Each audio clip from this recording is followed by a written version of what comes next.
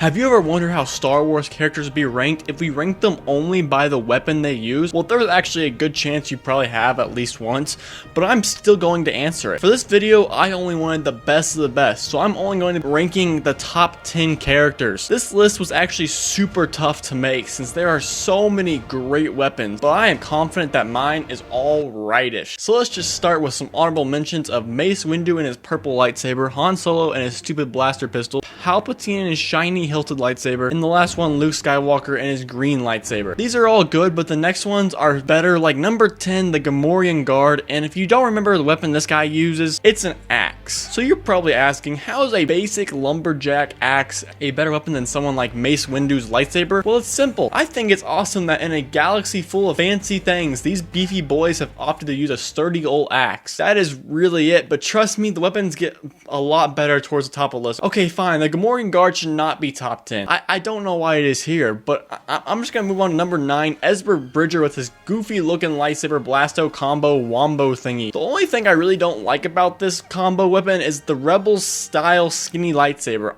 And I will never understand why they did this in the animation studio. Like, the Clone Wars had some thick boy lightsabers, but Rebels decided they wanted their blades to be skinnier than a 1700s French peasant. I have seen a starved African child. For legal reasons, that last statement must be cut short and redacted. Anyway, besides this blade, the lightsaber is more sick than old people during 2020. The fact that the lightsaber has a blaster attached is just so good. Like, I never thought I would see a lightsaber with a switch attached. But hey, anything's possible apparently. And also, like, why did no other Jedi do this? This just makes lightsaber have like no weaknesses at all. Also, the fact that Ezra built this with some random scraps is just awesome. Buddy might actually be the master builder that Wild Style was looking for. This might be the best all-around weapon in all Star Wars, but yet it is still outranked by people like number 8, Darth Maul and his signature dual-bladed lightsaber. I don't think I need to explain the awesomeness of this double-edged saber, but I'm gonna do it anyway. This thing is only used once in a single fight, and yet I don't think anyone will ever forget about this moment. Now there are 2 of them. I can't even imagine watching this on opening day in a theater. That had to be so hype, but I was born too late for that. But hey, I was born just in time to rank Star Wars movies in the most random way possible, so I'll take what I can. I also got to see this in theaters. Rey Skywalker.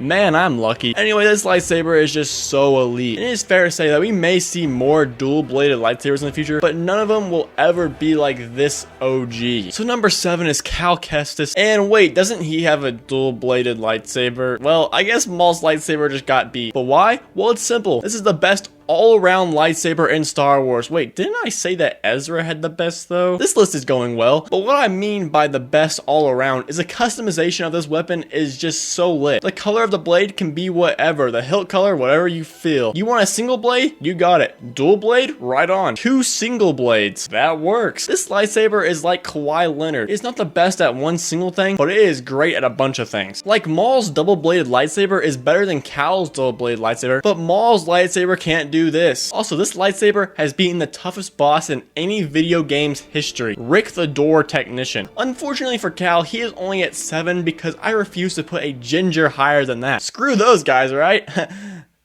And number 6 is maybe Bo-Katan with a Darksaber. I'm not really sure if Bo-Katan has a Darksaber right now, because this saber gets passed around more than... I'm gonna just skip that, but it gets passed around a lot. But that aside, this saber is just so lit, or I guess it's actually like unlit, because like it's reversed and it's like dark, and like, yeah, you get the idea. This thing actually looks so sick though, like it is just amazing. And I still refuse to believe that Disney just destroyed this thing. Like, this scene pissed me off more than the Acolyte, and that's saying a lot. And like, only 2 seasons earlier, they brought back the saber only to crush it later. This saber deserves so much better, but then again, it is Disney, so what's new around here? Number 5 is Chewie, today's sponsor. Nah, I'm kidding. Unless Chewie wants to pay me, then I'm down. So number 5 is Chewbacca with his bowcaster blaster. Ooh, that's fun to say. Bowcaster blaster. Bowcaster. Sorry.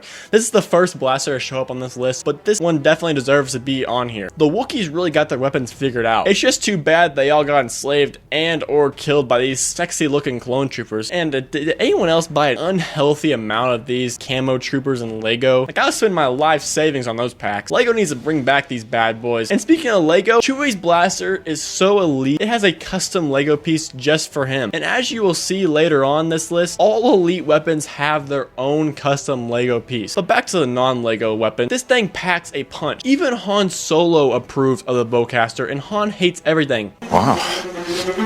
That clip right there alone justifies Chewie being number 5. And again, if Chewie wants to sponsor me, I am all for it. All because I kidnapped some stupid producer's dog. Oh, I forgot about that.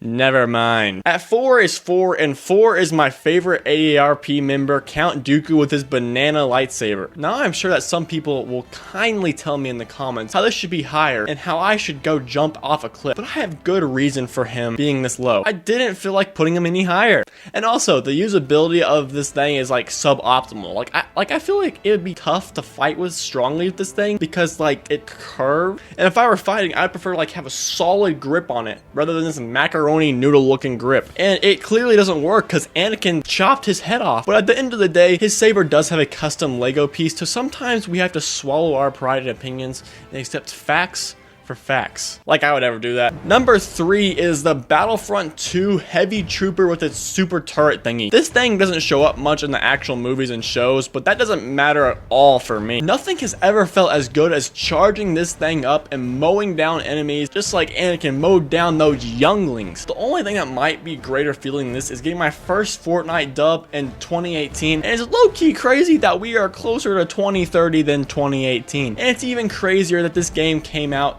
10 years ago and I still play this game all the time, just so I can massacre some poor 9-year-old Asian kids. I only wish Battlefront 2 had the Halo guy tell me, Kill-tacular. and for real, what happened to good video games? Like, we really peaked at Wii Sports Resort, for real. For number 2, we got our emo boy Kylo Ren with his crossguard lightsaber. Say what you want about Kylo, like he is underdeveloped, underutilized, undervalued, under the ground 6 feet, but his lightsaber is cool. Kylo may have just been a sorry excuse of a stepping stone in an attempt to develop Rey into an awesome hero, but his lightsaber is a beautiful symbol of heroic and focused rage. Kylo may have been the worst and most confusing character arc of any character in Star Wars and maybe movie history, but his lightsaber has a sexy custom Lego piece. Kylo may have gotten sacrificed for less than the value of a Happy Meal, but my god, this lightsaber brings me joy to look at. More joy than even kidnapping and reselling dogs. But I just could not put it at number 1. And that is because that is reserved for the one and only Luke and Anakin Skywalker with the iconic Skywalker lightsaber. When I say lightsaber, you probably think of this design here. I mean, it's just